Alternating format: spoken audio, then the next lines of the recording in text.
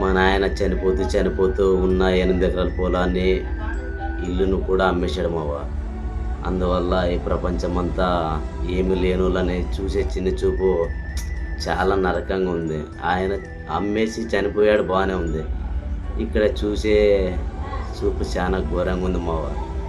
దయచేసి నేను చెప్పేది ఏంటంటే, మీరు సంపాదించకపోయినా పర్వాలేదు, ఉన్న ఆస్తులు మాత్రం అమ్ముకొని ఫ్యామిలీని నాలాగా చిన్న చూపు చూడనివ్వకుండా ప్రపంచం చూసుకుని మావ. ఎందుకు చెప్తున్నానంటే, నేను అనుభవిస్తున్నాను. ప్రపంచం అంతా నన్ను ఎంత చిన్న చూపు చూస్తుందో నేను అనుభవిస్తున్నాను. నాదింత ఏం లేనుడైనందువల్ల మా అమ్మ తరపు బంధువులు కానీ, మా నాన్న తరపు బంధువులు కానీ మా ఇంటికి రారు మావ.